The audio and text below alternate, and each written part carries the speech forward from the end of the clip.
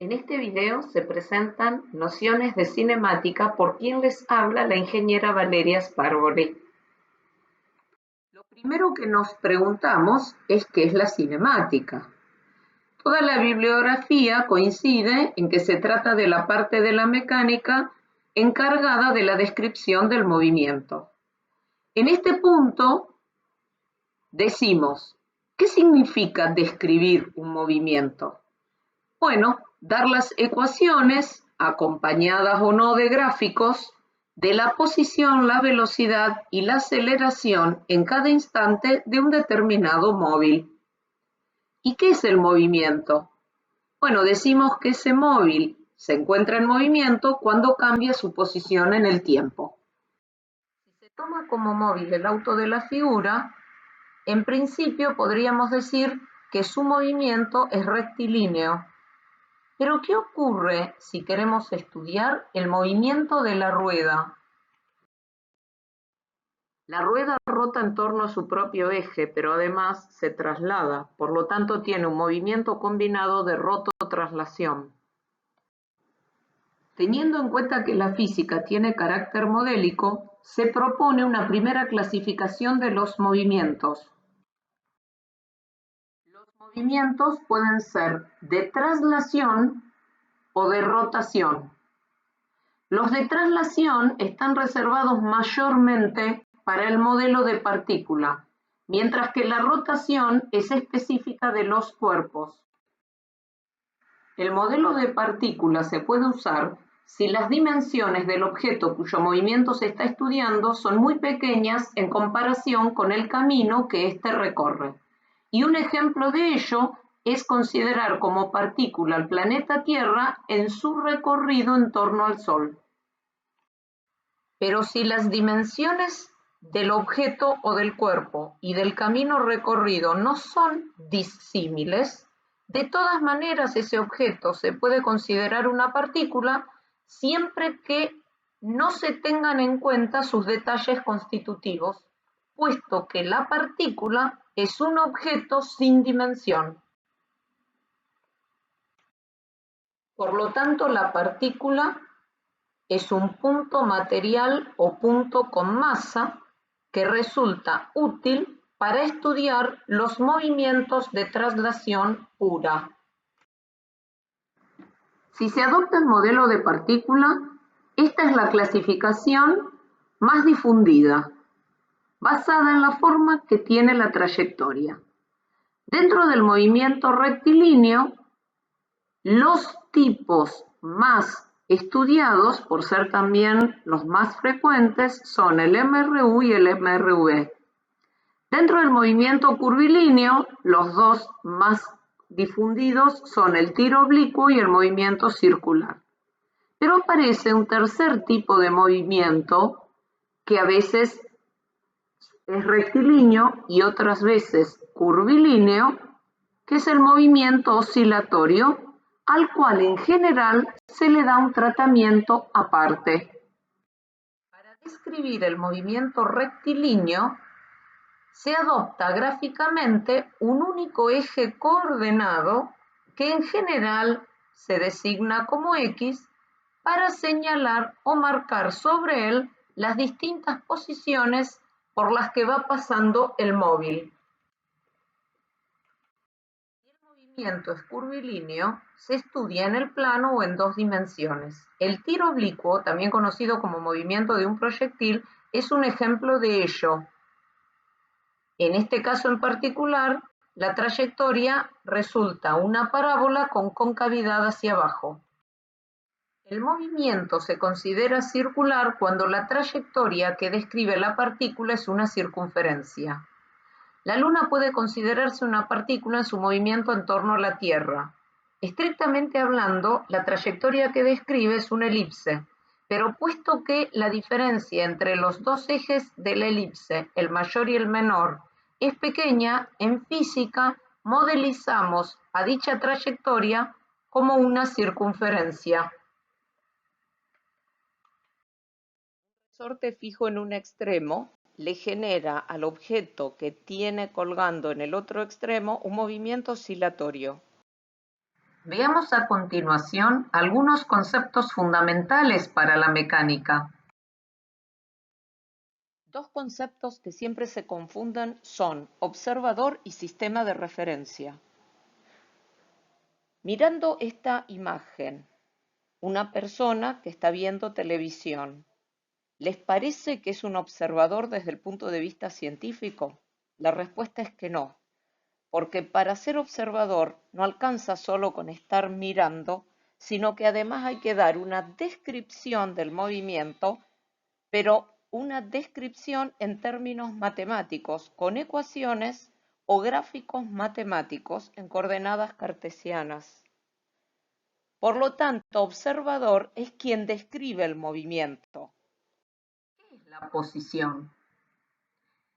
Dada una partícula P y un sistema de referencia que en adelante designamos como SR1, sistema de referencia 1, indicado por un punto, se denomina posición al vector que tiene su origen en el sistema de referencia y su extremo en el punto P.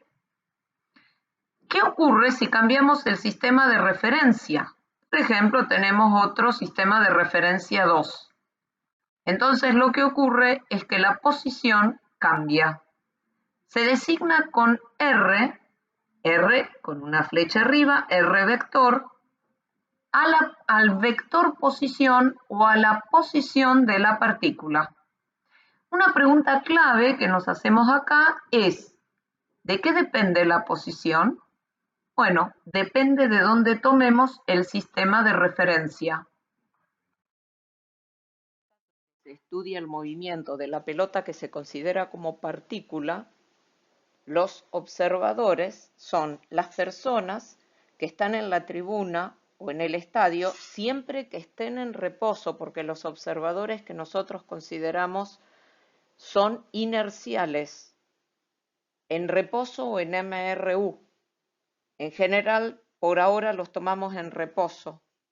El sistema de referencia, si se quiere estudiar el movimiento que observan en la imagen, es la zona del campo desde donde se patea la pelota. Pero como la descripción del movimiento es matemática, entonces ese sistema de referencia físico se hace coincidir con el origen de un sistema de coordenadas cartesianas y la ecuación de la trayectoria se va a dar en términos matemáticos. Para describir un movimiento en el plano, teniendo un observador inercial, se ubica el sistema de referencia que se hace coincidir con el origen de un sistema coordenado XY. Para empezar la descripción de una partícula ubicada en el punto P, se da el vector posición cuyo origen está en el sistema de referencia y su extremo, que es la punta de la flecha, en el punto P. Para que la descripción de este vector posición que designamos con la letra R esté completa, se lo proyectan los ejes coordenados X e Y, por lo tanto la posición de este vector en el plano son las componentes X1 e Y1 de la imagen.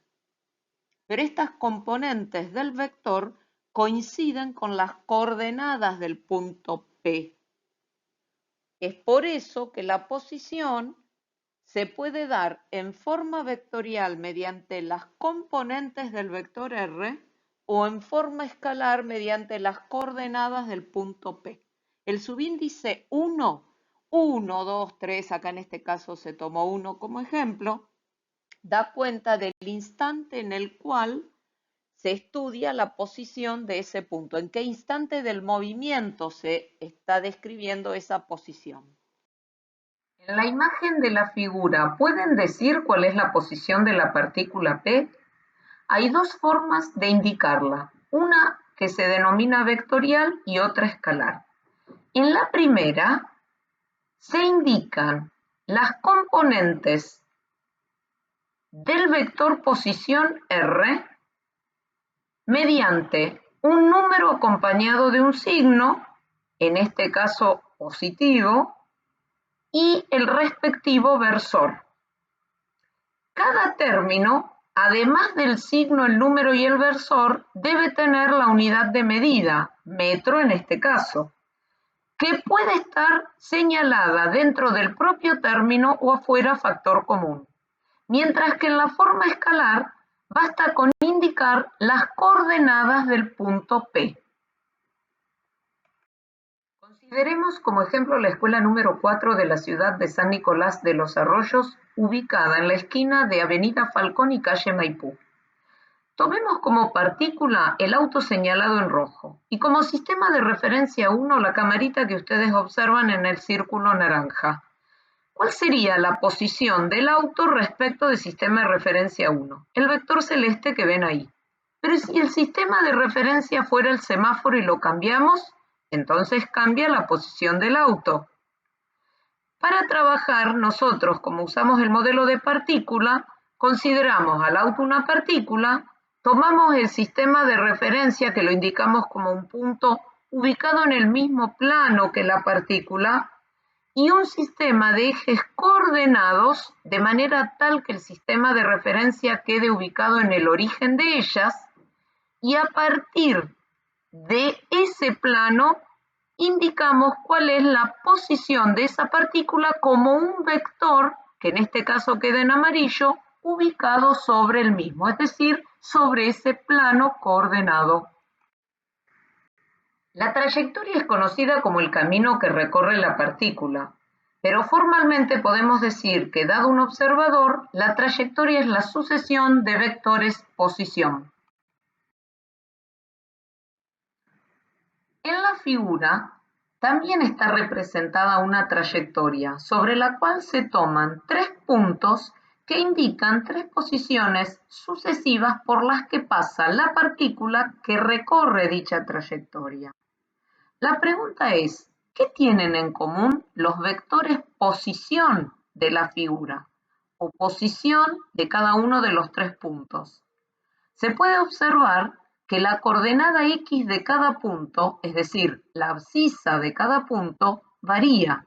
Sin embargo, la ordenada, o bien la coordenada Y, o bien la segunda coordenada de la posición, es la misma para todos ellos. En este caso, la ordenada de cada uno de los 3 puntos es 5 metros.